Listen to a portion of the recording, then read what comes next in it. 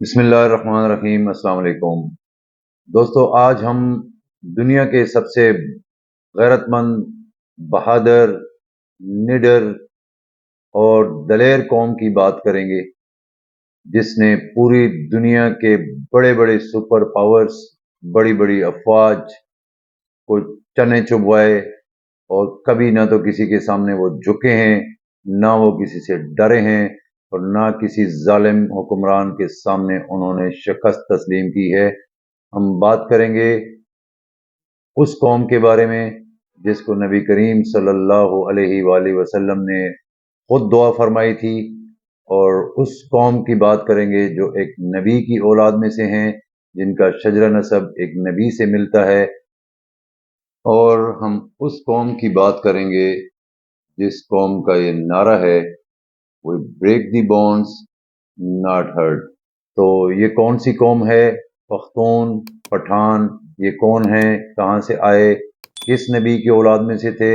اور نبی کریم صلی اللہ علیہ وسلم نے اس قوم کو کیا دعا فرمائی؟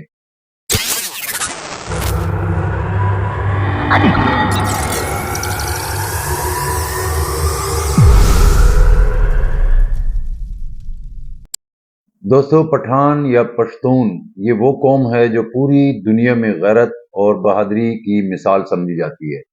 تاریخ گواہ ہے کہ نہ تو یہ کسی بادشاہ سے ڈرے ہیں، اور نہ ہی کبھی کسی ظالم حکمران کا ان پر خوف طاری ہوا ہے۔ ان کے اوپر دنیا میں اب تک کئی بڑی اقوام نے متعدد بار اس قوم کو زیر کرنے کے لیے، شکست دینے کے لیے کوششیں کی ہیں، مگر سب کے سب ناکام رہے۔ اور آدھی دنیا فتح کرنے والے الیگزینڈر سکندر اعظم نے بھی جب افغانستان کے اندر اپنا قدم رکھا، تو پٹھانوں نے دنیا کی سب سے بڑی فوج کو یہاں پر بھی شکست سے دوچار کیا۔ یہ سلسلہ آپ امریکہ کو افغانستان سے بھگانے کی صورت میں آج تک آپ کو ایسا ہی نظر آ رہا ہے۔ لیکن پٹھان آخرکار کون ہیں، اور یہ کس نسل سے تعلق رکھتے ہیں؟ یہ کس نبی کی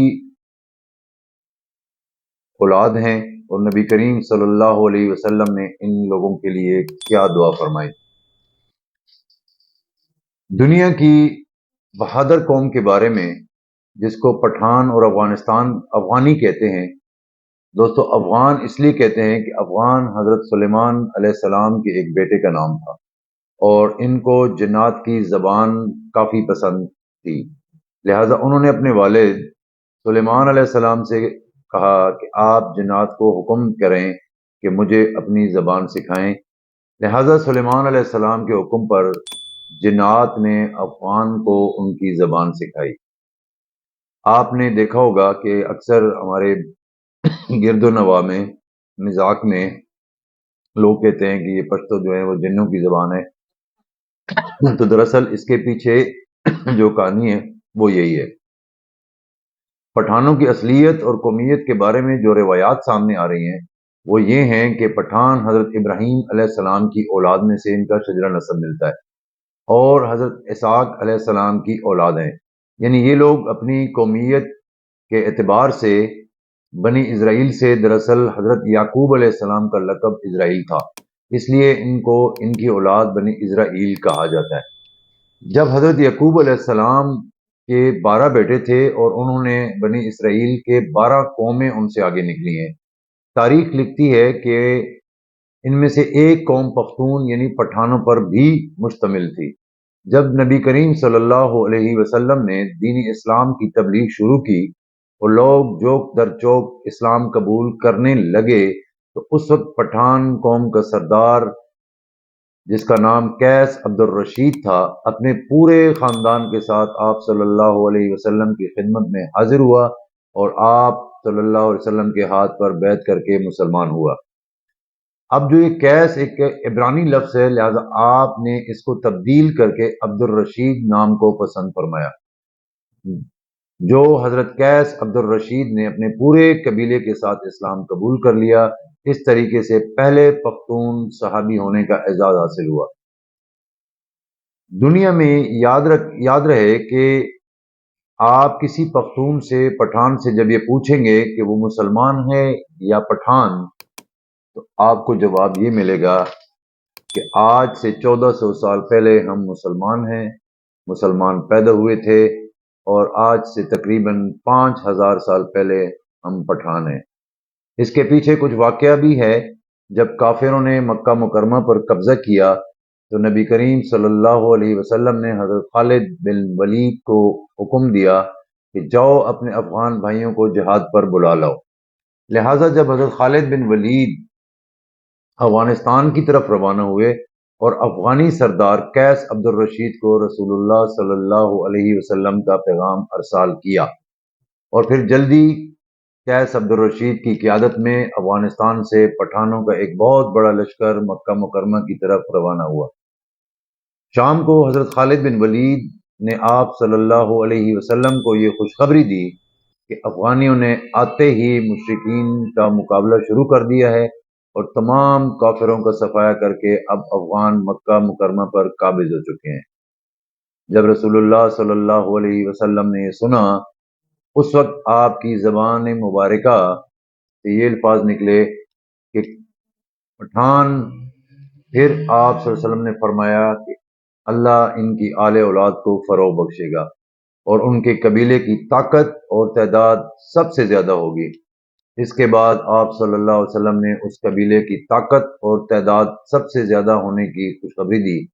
پھر نبی کریم صلی اللہ علیہ وسلم نے فرمایا، اس مرد یعنی پہلے پختون صحابی قیس عبد الرشید کی نسلوں میں سے ایک عظیم قبیلہ پیدا ہوا جس کی افراد قیامت تک سلامتی اور اتحاد کے ساتھ شریعت اسلامی پر ثابت قدم رہیں گے۔ اب لفظ میں بتاتا ہوں، یہ لفظ آپ صلی اللہ علیہ وسلم نے بطان لفظ فرمایا۔ بطان ایکچولی عربی زبان کا لفظ ہے جس کا مطلب ایک سخت لکڑی ہوتی ہے، اور یہ سخت جو لکڑی ہے یہ سمندری جہازوں میں لگائی جاتی ہے، جس کو سمندر کے خطرناک پانی بھی جو ہے نا وہ ڈیمیج نہیں کر سکتے۔ یعنی پٹھانوں کو ان کا یہ نام خود آپ محمد صلی اللہ علیہ وسلم نے تشبیہ کیا تھا یا رکھا تھا۔ جب یہ لفظ بطان بر صغیر میں پہنچا تو بطان سے ہوتے ہوتے ہوتے یہ لفظ پٹھان بن گیا۔ آج اس قوم کو فارسی میں پشتون اور مقامی زبان میں پختون، اردو زبان میں پٹھان کہتے ہیں۔ یہ قوم پوری دنیا کے مختلف علاقوں میں پھیلی ہوئی ہے۔ غیرت مند قوم سمجھی جاتی ہے جس میں افغانستان، پاکستان، بھارت اول نمبر پر آتے ہیں۔ پٹھانوں نے پاکستان کے اندر بھی پوری صلاحیت، اور انگریز مورخین کا تو یہاں تک کہنا ہے کہ یہ پٹھان قوم ارجینیا کے کسی حصے میں رہا کرتی تھی، اور ارجینیا کے لوگوں کا بھی یہی کہنا ہے کہ پٹھان قوم انہی کا ایک حصہ ہے۔ تو پٹھانوں کا یہ جہاد اور اللہ تعالیٰ کی راستے میں لڑنے کا جو جذبہ ہے، یہ اس وقت سے شروع ہے جب مکہ پہ انہوں نے افغان قبیلے نے حملہ کیا تھا اور وہاں پہ کفار کو ختم کر کے قبضہ کیا تھا۔ یہ لوگ اپنے دین کو لے کر کافی سخت ہوتے ہیں اور شریعت اور نام خداوندی کے لیے ہر وقت مر مٹنے کے لیے تیار ہوتے ہیں۔ آپ نے افغانستان میں دیکھا ہوگا، جس کا نظارہ ہمیں اکثر دنیا کے مختلف حصوں میں بھی دیکھنے کو ملتا ہے۔ اس قوم کا ذکر قیامت میں پیش آنے والے واقعات میں بھی کچھ یوں ملتا ہے کہ مورخین کے مطابق حضرت امام مہدی کی مدد کے لیے جو بر صغیر سے کالے جھنڈوں کا لشکر نکلے گا، ان میں سے کافی تعداد میں پٹھان قبیلے مشتمل ہوں گے، اور یہ آپ صلی اللہ علیہ وسلم کا فرمان ہے کہ قرب قیامت اس کالے جھنڈے والے لشکر کا راستہ دنیا میں کوئی بھی نہیں روک پائے گا، یہاں تک کہ یہ کالے جھنڈے بیت المقدس کے اندر پہنچ جائیں گے اور وہاں قابض ہو جائیں گے۔ اور دوسری احادیث کے مطابق غزوہ ہند کا آغاز بھی خراسان یعنی موجودہ افغانستان سے ہوگا۔ چنانچہ افغانیوں کی اس قدر غیرت اور بڑی سپر پاورز کو بغیر کسی ہتھیاروں کے شکست دینا یقیناً آپ محمد مصطفیٰ صلی اللہ علیہ وسلم کی دعاؤں کا ہی اثر لگتا ہے، جو کہ آپ صلی اللہ علیہ وسلم نے اس قوم سے خوش ہو کر ان کے لیے حق میں اللہ تعالیٰ کے حضور کی تھیں۔ اب تو یہ دوستو ایک میں نے تھوڑی سی آپ کو پٹھانوں کی جو تاریخ ہے وہ بتائی ہے۔ اب ہم یہ دیکھتے ہیں کہ کیا آج کل وہ پٹھان زندہ ہے، لیکن آپ اگر ابھی کرنٹ افیئرز کو کچھ عرصہ پہلے سے دیکھ لیں تو دنیا کی اسپیشلی یورپ ممالک کی $1 ٹریلین جو انویسٹمنٹ ہے وہ افغانستان کے اوپر ہو رہی ہے۔ کیوں ہو رہی ہے؟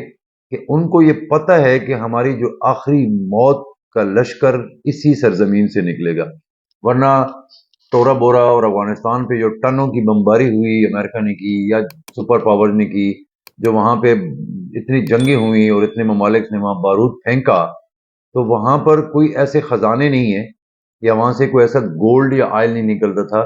صرف کیا تھا، چونکہ افغانستان اور یہ پختون قبائل جو اس بیلٹ میں رہتے ہیں، وہاں نمبر 1 تو یہ تھا کہ یہ شریعت کے بڑے سخت ہوتے ہیں، وہاں پہ اسلامک کلچر بہت مضبوط ہوتا ہے، اور اس ساری چیزوں کو مد نظر رکھتے ہوئے انہوں نے افغانستان کو جنگ کا مرکز بنایا، اور پچھلے 40-45 سال سے آپ دیکھ رہے ہیں کہ اس سرزمین کے اوپر دنیا نے امن سکون نہیں کرنے دیا۔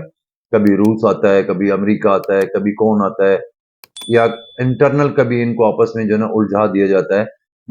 تو بیسیکلی اس قوم کے اس جرت، اس نڈر، اس دلیری، اس بہادری اور طاقت سے یہ دنیا خوفزدہ ہے، کیونکہ اس کی پیشن گوئی آج سے 1400 سال پہلے تقریباً نبی کریم صلی اللہ علیہ وسلم نے کر دی تھی۔